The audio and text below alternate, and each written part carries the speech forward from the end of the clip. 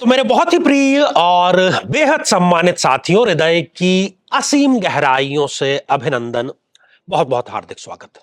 साथियों, हमारा ये विशिष्ट चैनल मेडिकल एस्ट्रोलॉजी को समर्पित है और इतने वर्षों के अनुभव के आधार पर ही, वैज्ञानिकता और सटीकता के आधार पर ही हर एक वीडियो में हम आपसे ये निवेदन करते हैं कि जब भी आप कोई भी एपिसोड देखें, उसके पहले आप अपनी या पीड़ित व्यक्ति की जो जन्म पत्रिका है वो खोल करके रखें, ताकि अंत में आप स्वयं ये निर्णय कर सकें कि जो बातें बतलाई गई है वो एकदम सटीक, सही, वैज्ञानिक है।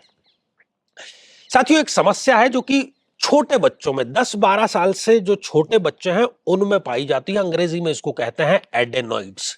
ये एक ग्लैंड, एक ग्रंथि है जहां पर कि नाक और गले का मिलन होता है।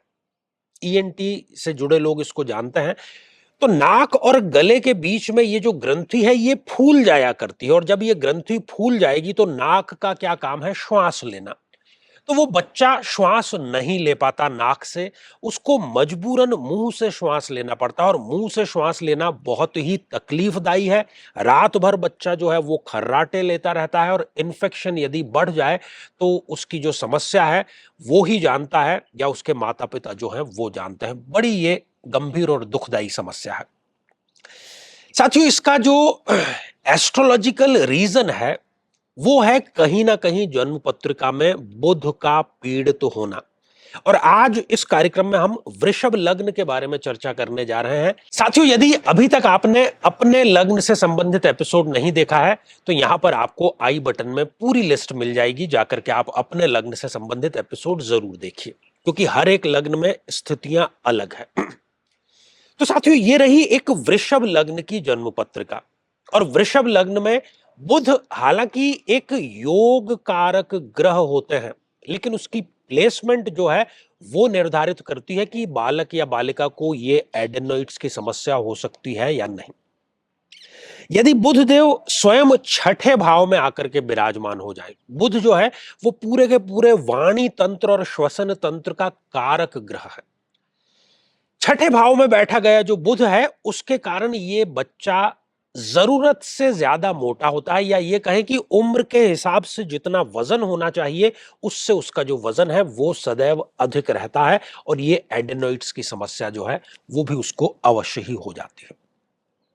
साथियों, यदि बुध देव उठ करके स्वयं अष्टम भाव में, मृत्यु भाव में यदि विराजमान हो जाए तो ये जो एडेनोइड्स की समस्या है ये सीवियर स्तर तक, क्रॉनिक स्तर तक पहुंच जाती है। बहुत ही कष्टकारी ये समय है बच्चे के लिए। साथियों, यदि बुध देव स्वयं उठ करके 12th हाउस में विराजमान हो जाए तो ऐसे बच्चे को आप देखेंगे कि उसके पैदा होते ही कोई ना कोई उसको शरीर में समस्या रहेगी ही। मतलब उसके लिए आप डॉक्टर के पेटे, दवाइयों के पेटे, हॉस्पिटल के पेटे, आपका हमेशा खर्च बना ही रहेगा। और एडेनोइड्स की समस्या जिसके बारे में हम चर्चा कर रहे हैं वो तो उसके रहती ही रहती है। साथियों, यदि बुध देव इस जन्म पत्रिका में नीच राशि के हो जाएं, मतलब वो 11th हाउस में विराजमान हो जाएं, ऐसी स्थिति में भी व्यक्ति को, इस बालक को, बालिका को एडेनोइड्स की जो समस्या है वो सताती है, और बालक जो है वो थोड़ा सा आलसी प्रवृत्ति का भी हो जाता है। इसके अतिरिक्त आप सबसे पहले बुध की डिग्रियां देखिए। यदि जन्म पत्रिका में बुध स्वयं 0 डिग्री के या 28-29 जैसी अंतिम डिग्रियों के हो गए हैं, इसका मतलब उनको जो फल देना चाहिए उतना वो फल प्रदान नहीं कर पा रहे हैं। 0 डिग्री मतलब नवजात शिशु, 28-29 डिग्री मतलब वयोवृद्ध, 90 वर्ष से बड़े जो लोग होते हैं, और दोनों ही दूसरों पर डिपेंड हो जाते हैं। तो बुध की इतनी कम जो डिग्रियां हैं उसके कारण भी ये समस्या इस जातक या जातिका को अवश्य झेलनी पड़ती है। इसके अतिरिक्त आप देखिए कि क्या जन्म पत्रिका में बुध देव सूर्य के बहुत क्लोज कंजक्शन में हैं।